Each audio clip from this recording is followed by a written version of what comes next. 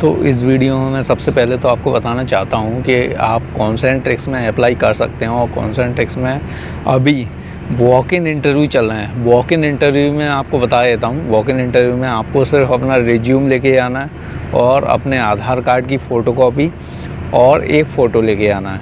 तो ये 3 चीज़ें आपको लेके आना है वॉक इन इंटरव्यू के लिए। और ये कॉन्सेंट्रिक्स की जो कंपनी है जहाँ पे वॉक इन इंटरव्यू चल रहे हैं, इसकी जो जॉब लोकेशन है वो है गुड़गांव में सेक्टर 21 फेज़ 21 में आपका ये कॉन्सेंट्रिक्स की कंपनी है। आपने नाम सुना होगा DLF साइबर सिटी। तो DLF की जो बिल्डिंग है, DLF की बिल्डिंग के पास ही कॉन्सेंट्रिक्स की बिल्डिंग है। कॉन्सेंट्रिक्स का ऑफिस उसी के अंदर है। तो आपको वहाँ पे डायरेक्ट चले जाना है वॉक इन इंटरव्यू के लिए। अभी हायरिंग चल रही है और इसमें चैट और वॉइस दोनों प्रोसेस के लिए हायरिंग रहेगी। और इसमें आपको जो सैलरी पैकेज है वो आपका 3 लाख से लेके 6 लाख तक का आपका सैलरी पैकेज रहेगा। मतलब आपकी मंथली सैलरी अराउंड 27 से लेके 35-40 तक आपकी सैलरी रहेगी एज अ फ्रेशर। और इसमें डोमेस्टिक और इंटरनेशनल दोनों प्रोसेस के लिए हायरिंग की जा रही है। तो आपको वॉक इन इंटरव्यू के लिए चले जाना है और इसमें सिर्फ रिज्यूमे, आधार कार्ड की फ़ोटोकॉपी और एक फ़ोटो लेके आना है। और वहाँ पे जो आपको HR मिलेंगे, आपको पहले तो सिक्योरिटी गार्ड पूछेगा कि आपको किसने भेजा है, आप कहाँ से आए हैं। तो आपको वहाँ पे HR का नाम ले देना है। HR हैं वहाँ पे योगिता शर्मा। तो योगिता शर्मा का आपको अपने रिज्यूम के ऊपर रेफरेंस लिख देना है। फिर वहाँ से जब आप अपने रिज्यूमे के ऊपर HR का नाम लिखेंगे, उसके बाद फिर वो सिक्योरिटी गार्ड आपको अंदर जाने देगा।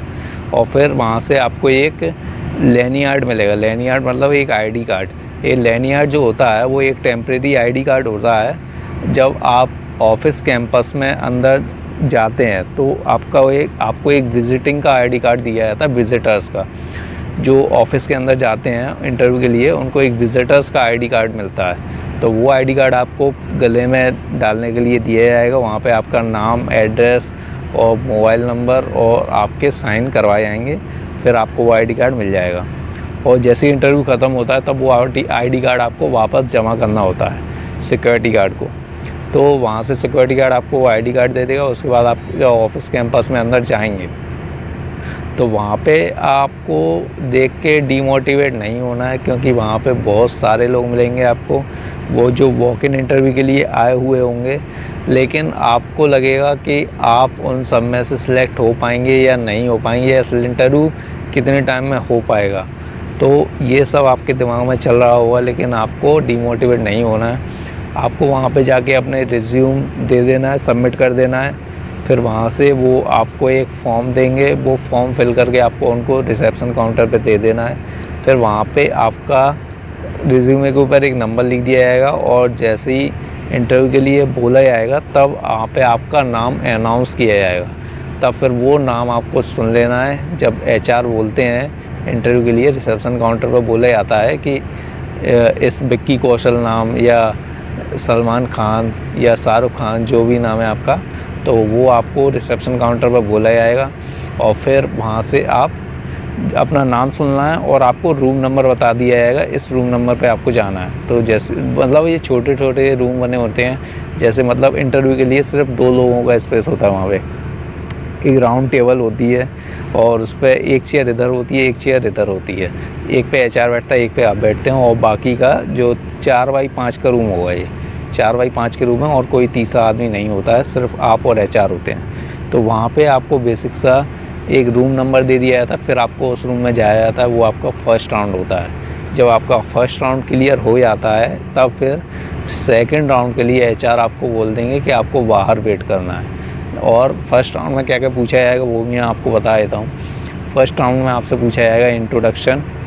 आपको HR बोलेंगे कि इतनी सैलरी है और रोटेशनल शिफ्ट रहेगी, आपको हफ्ते में 1 दिन वीक ऑफ मिलेगा और आपको नाइट शिफ्ट भी करना पड़ेगी, डे शिफ्ट भी करना पड़ेगी। आपको सारे क्वेश्चंस के आंसर यस में देने हैं। अगर आपने सिंगल क्वेश्चन का आंसर नो कर दिया तो फिर जॉब मिलना मुश्किल हो जाएगी।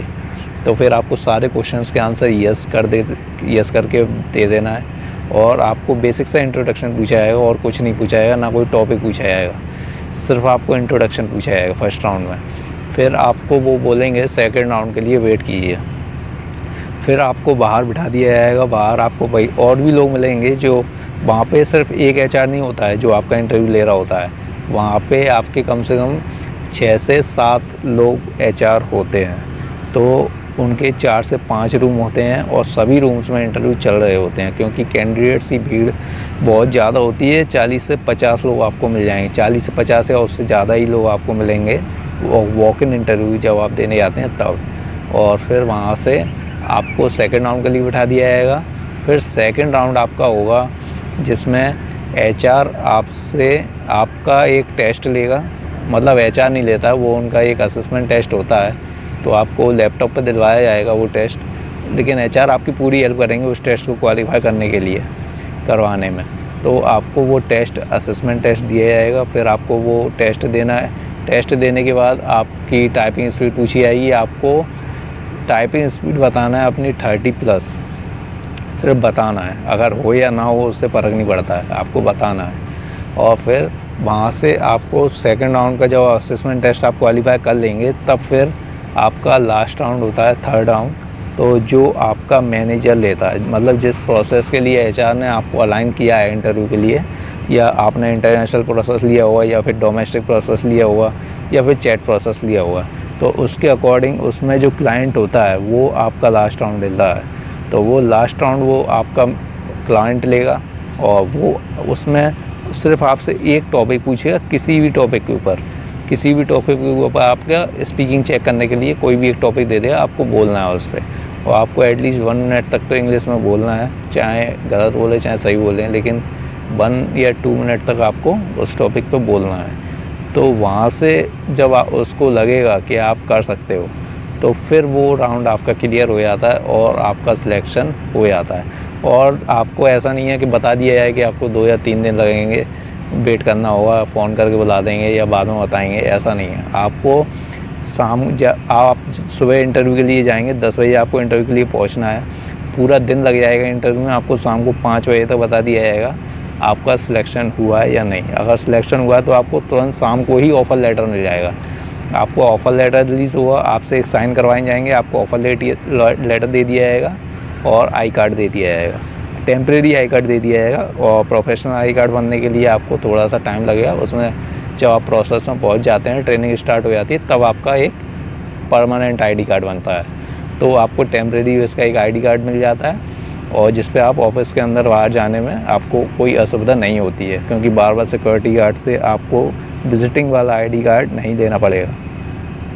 तो वहाँ से आप जा सकते हैं, और इस तरीके से आपका सिलेक्शन हो जाता है। तो फिर आपको उसके नेक्स्ट डे से ही ट्रेनिंग स्टार्ट हो जाती है। ट्रेनिंग की एक डेट होती है, अगर कुछ टाइम के लिए 4-5 दिन के लिए हायरिंग चलती है। 4-5 दिन में जितने बच्चे बैठे होते हैं उन्हीं में से उनको सिलेक्ट करना होता है, और सिलेक्ट करके तुरंत ही स्टार्ट करवाना होती है ट्रेनिंग।